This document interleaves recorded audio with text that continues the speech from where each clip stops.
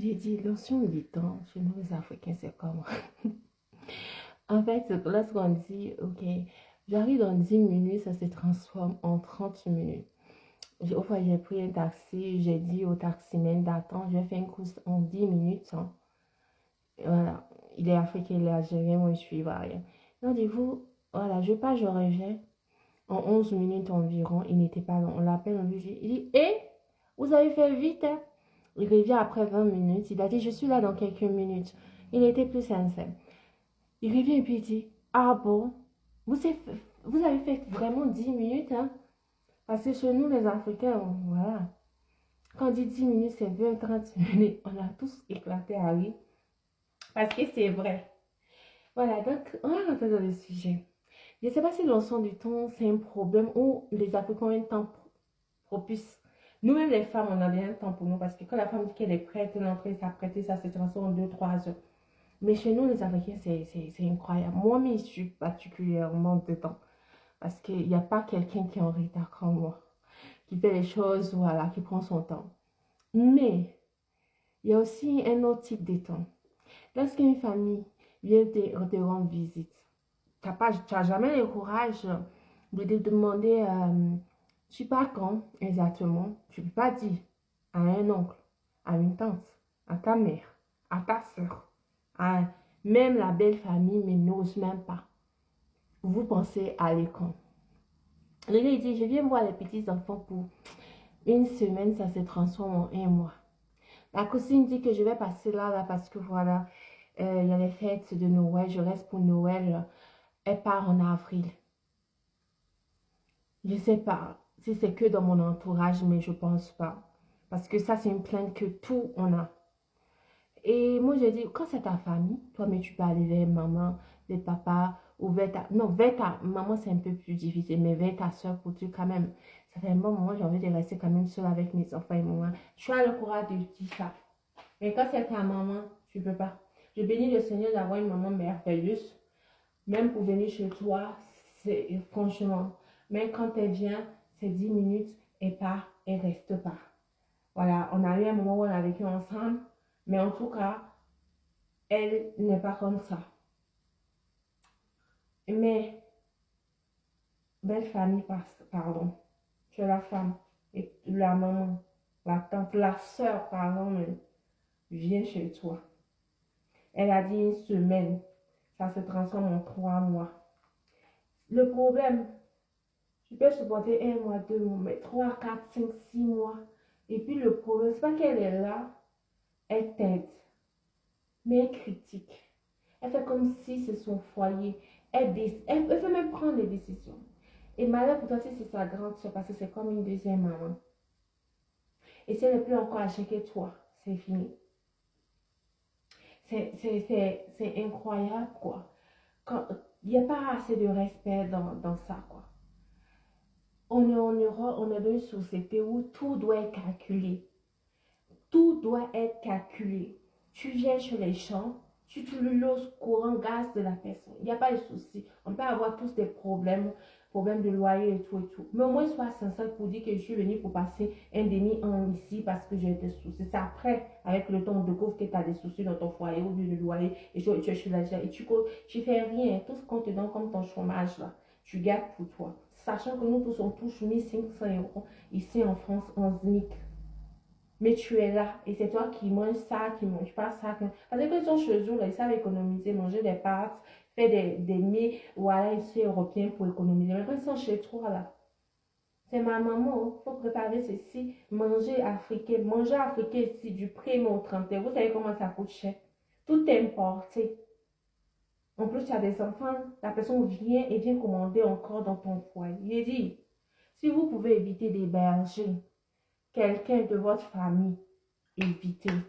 Parce que quand la personne va partir, déjà, il n'y a pas deux capitaines dans le même bateau. Parce que tu es chez toi, il y a des choses que tu n'aimes pas.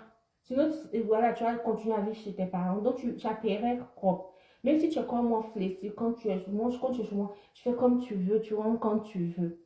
Mais une chose, je ne veux pas que voilà, tu fais des choses bizarres, c'est-à-dire amener des hommes ou des femmes chez moi, je n'aime pas ça.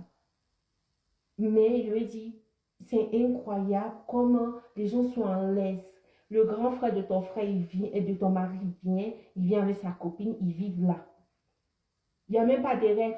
Par exemple, tu fais marcher 100 euros cette semaine. Moi, je fais pour moi 100 euros. Voilà, on se partage un peu les tâches. Non, hein, il n'y en a pas. Tu n'oses même pas demander de participer. Oh, pourtant, il touche peut-être même plus que toi.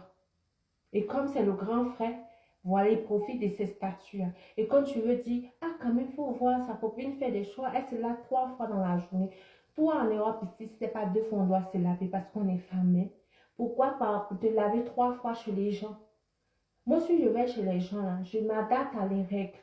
Si c'est là une fois, je suis obligée de me laver une fois. Si c'est là pas, c'est là chaque un jour, je suis obligée de le faire. Quand je rentrerai chez moi, je vais faire comme je veux, c'est logique. Parce qu'ils font les cartons en fonction de leurs moyens. Toi, il y a des gens qui sont chez toi, c'est là qu'ils mangent que africain.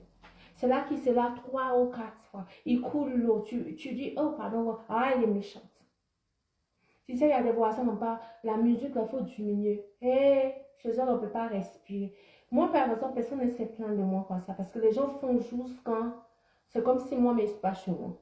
Mais plus jamais. Je dis, Nala, moi, je vais héberger quelqu'un. Je pouvais même t'aider à l'hôtel. Je vais t'aider. Parce que les histoires de famille, ça va trop loin. Quand tu vas étouffer, tu vas dire des choses, ils vont dire parce que tu es chez toi. Et malheur quand tu es plus petit. Malheur quand tu es la femme, tu dois parler et tu dois te plaindre auprès de ton mari ou de ton copain parce que c'est sa famille qui est là. Tu n'es pas une bonne femme. Tu es la plus méchante du monde. Ou pourtant chez eux, là même, tu ne peux même pas voir les tapis. Tu ne peux même pas rentrer chez eux. Mais arrêtez ça. Quand vous allez chez les gens, adaptez-vous à les règles. Même si cette personne est petite, même si c'est un studio, c'est-à-dire que nous tous on dort sur le canapé, on dort tout le monde sur le monde. Si on dit qu'on ne mange pas ici, pas, on ne mange pas. Si on dit qu'on fait ceci comme ça, tu es chez la personne. Respecte ses règles. Tu sais comment elle a fait pour payer sa mère? Est-ce que tu sais comment elle paye le loyer? Respectez. Il n'y a pas à faire de dire que je suis ta maman. Moi, mon fils, là, il va chez lui, là. Faut pas qu'il me manque de respect. C'est tout ce que je peux dire. Ou ma fille, ou voilà. Je suis là-bas. Si elle mange caillou, je vais manger caillou. S'il ne mange pas de légumes, je ne vais pas manger de légumes. Parce que je sais que du moment que je quitte chez moi, je vais chez quelqu'un, je suis une dépense en plus pour la personne. Je suis une présence en plus. Quand tu es en plus là, il faut te calmer. Il faut te calmer quoi. Arrêtez de dire que je suis chez mon frère, je suis chez ma soeur, je suis chez mon fils. On est en Europe. C'est même pas qu'on est en Europe. Les temps sont durs. Aidez les gens. Si tu peux même rester chez toi, reste chez toi. C'est peut-être même mieux. Pour toi, mettre ta dignité. Pour toi, mettre comme on te demande toujours de respect, reste chez toi, c'est beaucoup mieux. Non, il faut qu'on arrête ça. Il y a des histoires, franchement, si on raconte ici. Une grande soeur qui est partie chez sa soeur. Parce que sa soeur lui a dit, pardon, pour m'aider les factures. Elle s'est fâche. Mais tu sais, elle ne travaille pas. Toi, tu travailles, tu es chez elle. Pour l'aider les factures, c'est logique. Ta maman, tu ne peux pas lui demander d'aider. Ta maman, déjà, une bonne mère, tu n'as même pas besoin de lui demander parce qu'elle sait ce qu'est un foyer. Elle sait ce qu'est un entretien de maison. Moi, ma maman reste là merveilleuse. Tu ne peux pas te plaindre d'elle. Parce que du moment qu'elle est chez toi, là, elle a même tes assets. Tu es gêné. Je peux faire cette vidéo pour remercier ma maman parce qu'elle est extraordinaire. Je peux vivre facilement avec ma maman. Elle ne se mêle même pas dit. Ce que tu fais chez toi, ça ne l'intéresse pas. Elle ne te juge pas en fonction de ça. Si elle se plaint peut-être au dehors, mais pas chez toi pour te mettre mal à l'aise. Non.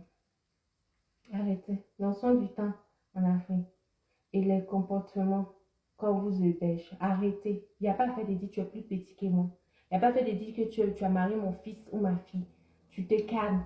Tu viens pour une semaine, fais 5 jours même, tu pars. Ouais, c'est comme ça. Si tu es venu pour aider, assister l'os parce qu'elle a accouché, tu donnes 3 mois, tu pars. C'est tout. On te respecte en fonction du respect que tu accordes. Mais moi, personnellement, il y a des gens que je ne peux plus héberger dans ma vie. Désolée. Ouais, non, non, non. Ils vont dire que je suis méchant, d'accord.